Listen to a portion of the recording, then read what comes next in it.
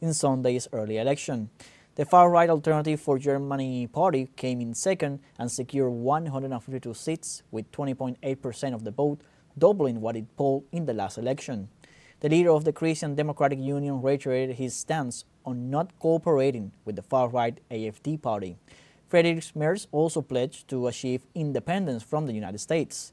Electoral authorities registered a high turnout at 82.5%, the highest since German reunification in 1990. The CDU leader Merz is set to start talks to form a new coalition. And in Russia, Kremlin emphasized that territories whose citizens decide to join the country will not be sold or be part of a possible agreement between U.S. President Donald Trump and his Russian counterpart Vladimir Putin. These statements come after the United States announced the submission of a draft resolution to the UN General Assembly that does not call for Russia's withdrawal from these territories, as does an alternative proposal supported by the European representation to the United Nations. It should be noted that the Donetsk and Lugansk territories, as well as the regions of Kherson and Zaporizhzhia, joined Russia in September 2022 through referendums held in these territories.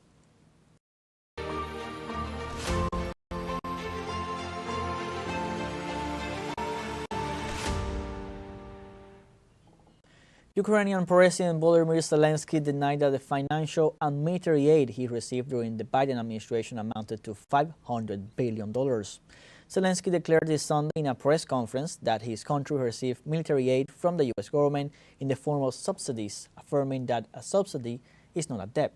The president refused to recognize the amount that his counterpart Donald Trump is demanding he pays, which could amount to $500 billion.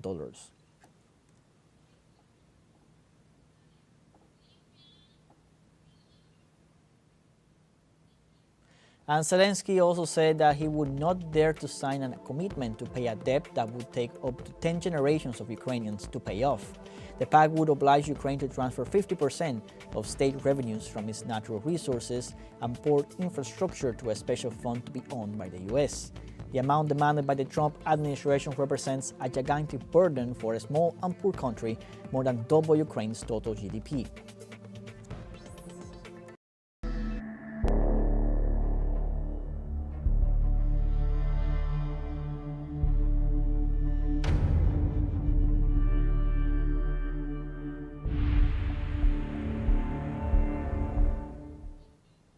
Welcome back.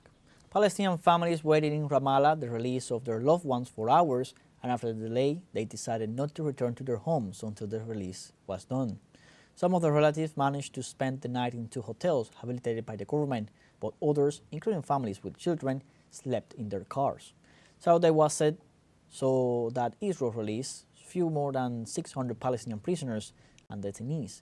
445 detainees in Gaza, 97 people that will be deported to other countries, 43 West Bank prisoners, and East Jerusalem, plus other 11 detained people in Gaza before October 7th.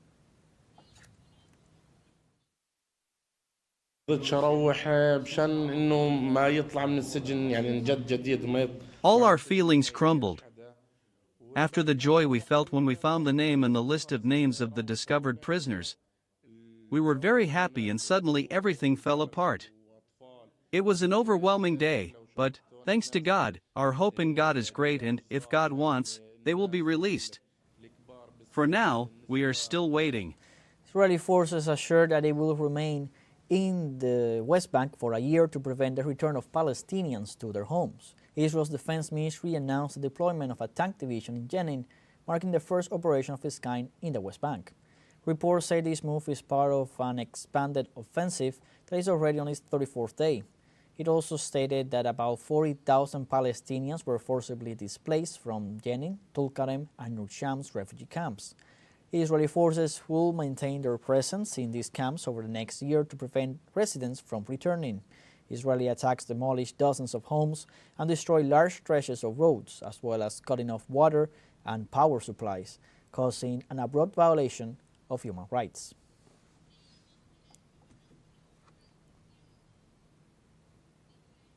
Likewise, Israel's Prime Minister Benjamin Netanyahu reported that the Zionist regime's forces will continue to occupy strategic locations in Lebanon and Syria while using the South Syrian Druze community as a pretext for their occupation. At an officer graduation ceremony, Netanyahu emphasized that Israeli forces will remain in the Golan Heights and buffer zone indefinitely under the pretext of protecting illegal Israeli settlements. Similarly, he reported that they will maintain strategic positions along the northern border inside Lebanon until the Lebanese army and government fully comply their conditions.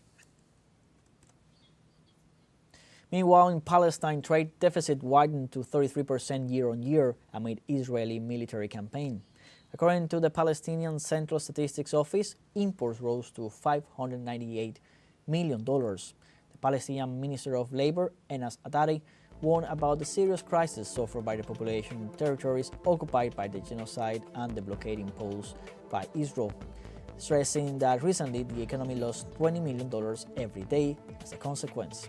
The institution also highlighted that even with the most optimistic scenario of a 10% annual growth, only in 2035 would the economic levels of 2006 be reached. Vatican officials said on Monday that Pope Francis had slept well and was resting, although he remains in critical condition at Rome's Gemelli Hospital. The update was released in a brief statement by the press office of the Holy See after this Sunday reported that some blood tests show an initial mild renal insufficiency, currently under control. In the medical report of Sunday afternoon, it was explained that the Argentine pontiff, admitted since February 14th with bilateral pneumonia, had not had any more respiratory crisis like the one he suffered on Saturday, but that he was still being supplied with oxygen through nasal cannulas. In Germany, the CDU-CSU alliance won 208 seats in parliament with 28.6% of the vote in Sunday's early election. The far-right Alternative for Germany party came in second and secured 152 seats with 20.8% of the vote, doubling what it polled in the last election. The leader of the Christian Democratic Union reiterated his stance on not cooperating with the far-right AfD party. Friedrich Merz also pledged to achieve independence from the United States. Electoral authorities registered a high turnout at 82.5%, the highest since German reunification in 1990. The CDU leader Merz is set to start talks to form a new coalition. Let's now take a closer look at the CDU candidate that led the election and now hopes to become Germany's chancellor. Friedrich Merz is a 69-year-old Christian Democrat who represents Germany's richest and most populous state, North Rhine-Westphalia, where he was born. To this moment, he has never held a government role, despite having aspired to the highest office in Berlin for over 20 years.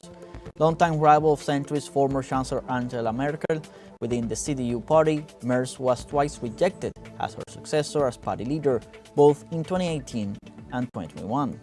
Merz left politics for a lucrative second career at the world's largest asset management corporation, BlackRock, in 2016, and also served on many corporate boards, which made him a millionaire. Regarding future policy, he has pledged to scrap unemployment benefits and easier citizenship rules, and to introduce tougher border controls. Despite pledging to kill off the far-right AfD, he has already sought its support on migration clampdown.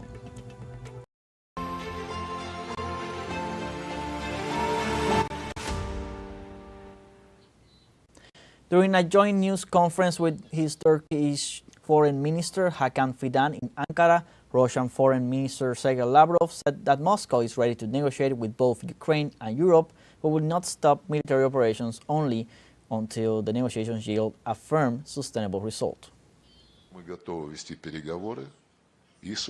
We are ready to negotiate with both Ukraine and Europe, with any representatives who in a spirit of goodwill would like to help achieve peace.